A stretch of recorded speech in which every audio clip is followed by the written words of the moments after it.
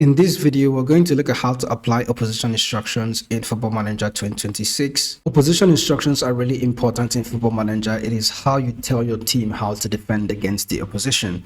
Now, in case you do not know, the AI is constantly doing this against you. So if you're not doing it against the AI, you're probably missing out and you're leaving yourself at a disadvantage against them. I'll share with you a few tips that I normally follow when I'm going about applying opposition instructions. I'm currently managing Salisbury and we're coming up against Accrington Stanley in the non-league Enterprise National League. Accrington Stanley is setting up in a 4-2-3-1. Now, before we jump into the game and figure out how we can go about applying opposition instructions, we will look at the basics of opposition instructions. Before you even go into the basics, you have to go back to Accrington Stanley's team report, and that is where you're going to begin analyzing the team to know how you can go about applying opposition instructions for them. Now, if you go ahead and click the next team that you're playing against, you should have a next opposition scout report turned up because your scout is going to go ahead and do the scouting for you.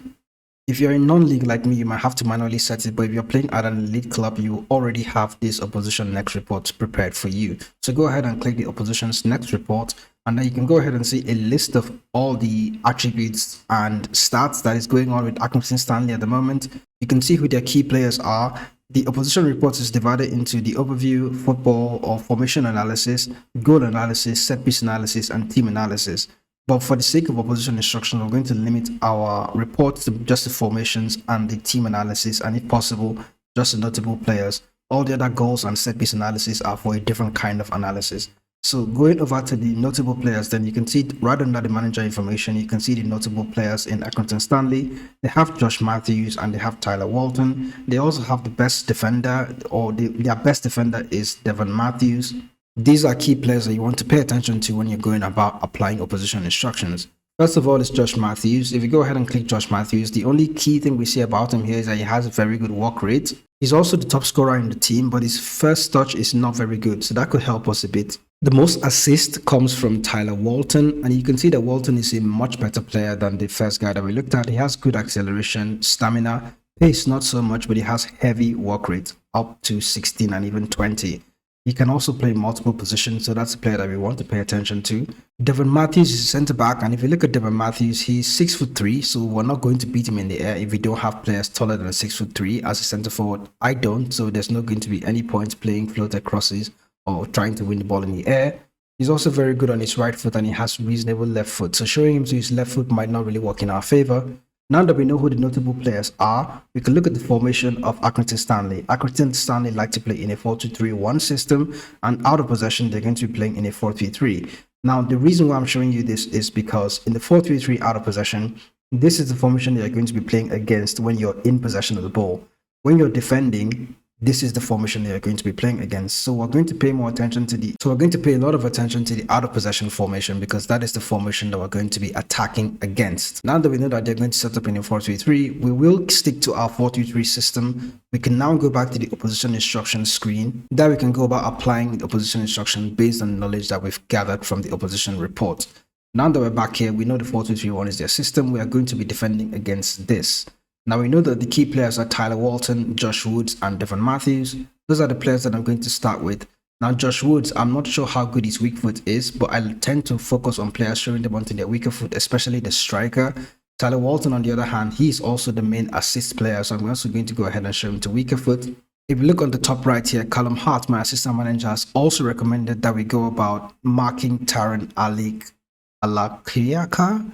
You go ahead and put him on type marking. That could help us a bit in this game. So I'm going to go ahead and get to the option and go ahead and click always. Now, before you go about applying type marking to anybody, go ahead and check the player's attributes themselves. Now, Taron Alakiaka is a player that I feel has a lot of pace, but his acceleration is not very good. We will try to type mark him, but I don't recommend doing that all game. He's a very, very fast player. And if you do not have a fullback that is just as fast as he is, type marking might not really be effective. It might just go ahead and allow your player get run out of position or stuff like that. It can get beaten off very easily. That's because the player is really, really fast. So I could start with the type marking instruction turned on, and if I don't like what is happening during the game, I will go ahead and turn it off. In order to understand how these instructions work, type marking is an instruction that tells your player to stay close to the opponent as often as possible, hoping to try and win the ball back from him, or just be close enough to him to always have a chance of engaging him and winning possession back. trigger press tells your player that the moment a particular opposition player gets possession of the ball, for example, let's use Liam Cole, which is the right defensive midfielder. If I go ahead and turn on the trigger press for him, the trigger press is going to tell my team that the moment Liam Cole receives possession of the ball, we should go ahead and start pressing immediately. Now, Devon Matthews is the player that is one of the main centre-backs in this team. I could go ahead and ask my team to trigger press Devon Matthews, but I'm also going to consider his player attributes. If I go over to Devon Matthews, you can see that he's very brave. He's not very composed, but he can concentrate a lot between 11 and 16. But he's the kind of player that I will want to trigger press because he doesn't have a lot of composure.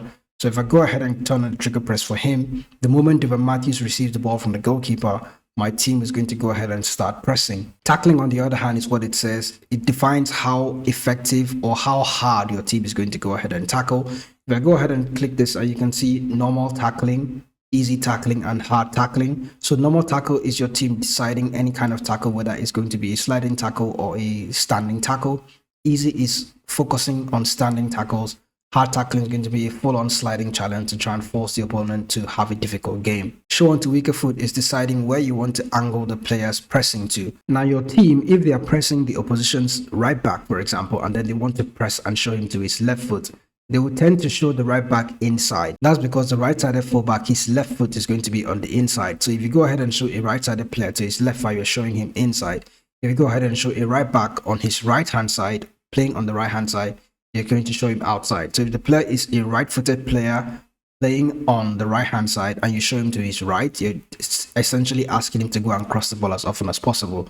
So if a player is very, very good on the ball, like a fullback, for example, Conor O'Brien, but he's not very good on his left foot, I want him to come inside, I can go ahead and show him to his left foot or his weaker foot, forcing him to use the foot that he's not very good at. That is going to bring him inside as well, where we have a lot more players because we are playing in a 4-3-3 with 3 midfielders in midfield. We're going to go ahead and turn on tackling for Tyler Walton. We want him to be tackled very hard. We're going to be aggressive on him. Ala Riaka as well, we're going to go very hard on him. For the striker, I don't really want to go on hard tackling because he might likely be inside the box. We do not really want to concede a penalty. We're just going to give him a normal tackling for that one.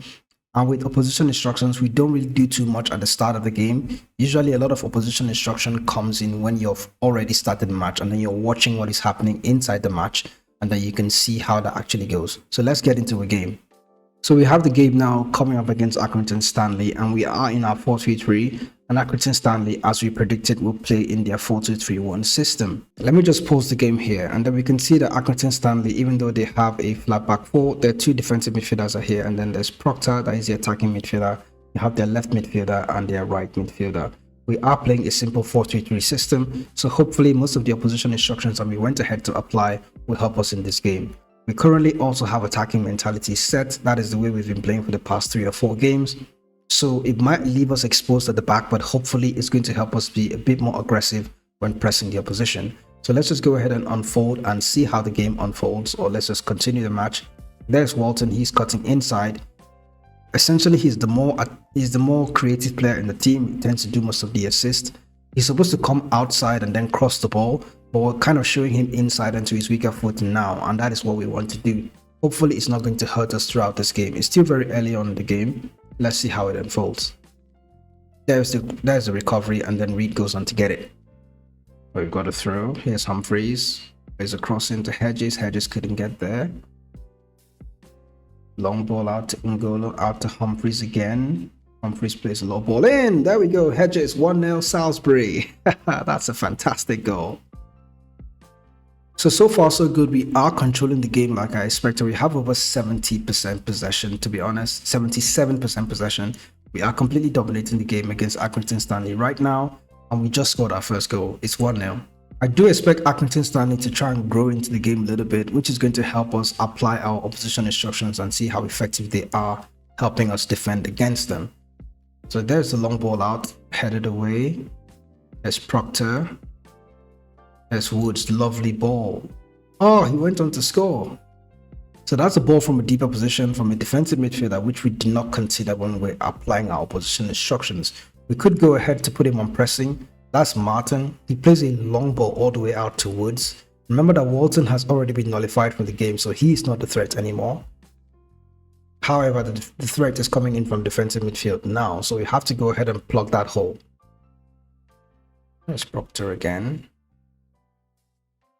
Lovely recovery. Reed. There's Langston. Out to Somerton. Out to Humphreys. Lovely ball to Keys. Can you just play that cut back? Nash. 2-1.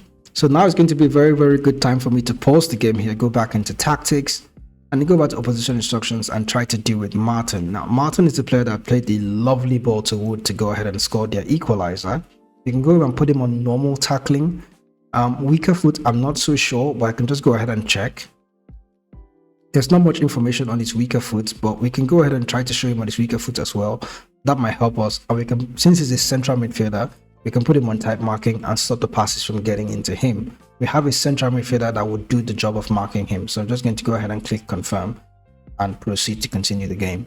So it's almost half time. We got another highlight. I'm praying that Accrington Stanley do not get back into this game. There's O'Brien out to Walton. Walton is really marked in this game. There's no way he's going. There's a long ball, lovely recovery. Out to Reed Hedges, through ball to Nash. Can he make it 3? No. What is he done there? What's he done there? So it's halftime. We have been dominant in the game. However, Accrington Stanley did get back to it at some point, but we found a way to put Martin on tight marking. Hopefully that's going to keep him quiet. We've already kept Walton quiet. We struggled to keep Woods quiet. That's because Martin was able to play a through ball to Wood to help him get the goal. If we had somebody marking Wood, that might also help us, but that's also going to mean leaving one centre back to do the defending while the other is marking Wood, and I'm not really a fan of doing that in the game. So we've been doing well. Let's just try to finish up the game now. Oh, that's a risky pass.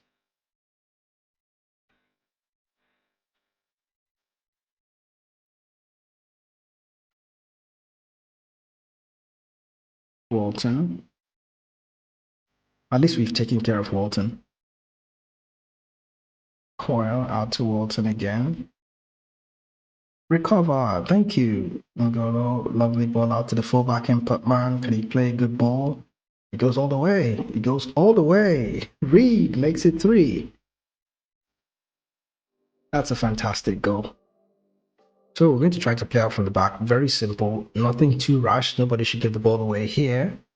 Humphreys out to Ngolo. There's the Keys. Popman again. He is in acres of space. Oh my god. Headed away by Keys. What just happened? Okay, it was cleared away.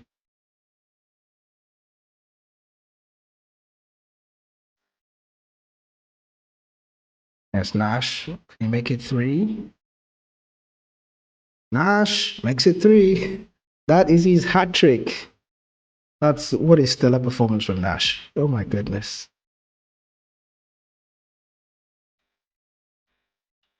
Goal number 5. At this point, we should just start making substitutions. I don't have a left back to bring on Humphreys, so maybe Somerton can get into that role.